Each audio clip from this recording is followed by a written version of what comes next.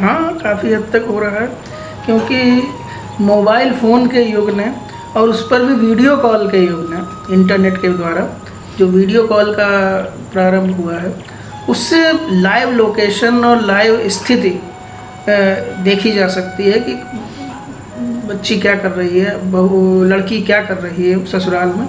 उससे कई बार कुछ अच्छाइयाँ भी हैं तो बुराइयाँ भी हैं, क्योंकि हर चीज़ के दो पहलू होते हैं। सिक्का भी है तो दो पहलू उसमें दिखते हैं कि अच्छाई ये है कि आप उससे प्रत्यक्ष रूप से जुड़ते हैं। एक माँ अपनी बेटी की लगातार देखभाल कर सकती है, या उसे कोई अगर हानि होने की आशंका है तो उस हानि से बचा जा सकता है। लेकिन इसका दुरुपयोग ये भी होता है कि कई बार माएँ परिवार को तोड़ने की बात करती हैं या ऐसी सलाह देती हैं जिससे कि पति पत्नी के संबंधों में खटास आए। तो इसके लिए तो समाज को ही जागरूक होना पड़ेगा, और ख़ासकर माँओं को जागरूक होना होगा कि बेटियों को जो वो ज्ञान दे रही हैं वो कहीं उनके लिए घातक तो नहीं हो रहा है।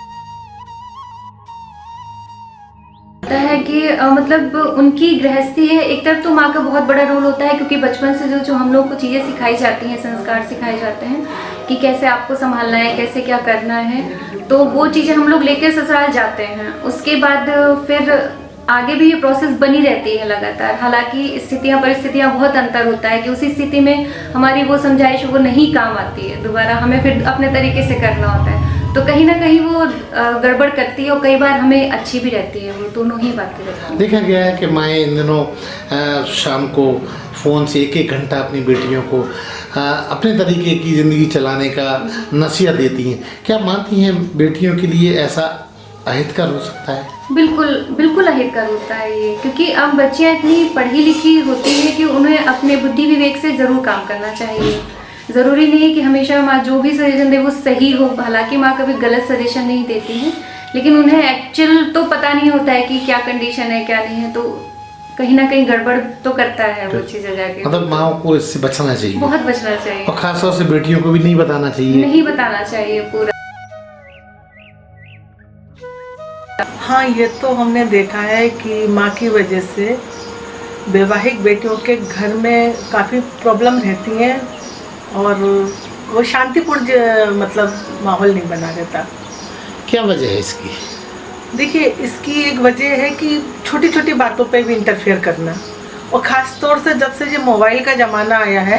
पहले एक ज़माना था जब चिट्ठियाँ हुआ करती थी, तो आज हमारे घर में कोई भी केस हुआ, मामला हुआ या कुछ भी हुआ, तो पहले तो हम चिट्ठी लाएंगे, फिर उसको लिखेंगे, फिर किसी के द्वारा भिजवाएंगे, फिर वो 8 दिन बाद चिट्ठी पहुंची, फिर माँ के पास पहुंची, तब तक मामला ठंडा हो जाता था।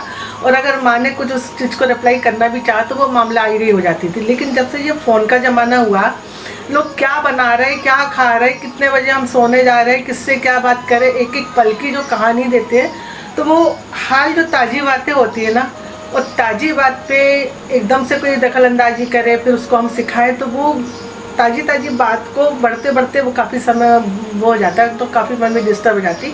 हमारा मानना है कि बहुत ज़्यादा ना तो लड़की को अपने घर की बात माँ को बताना चाहिए, और लड़की अगर बता भी देती है तो माँ को भी इतना ज़्यादा इंटरफेयर नहीं करना चाहिए, क्योंकि उस माहौल में ढल के लड़की कुछ सीखे, कुछ उस परिवार जैसा बने, तो अपने आप बन जाते हैं ये।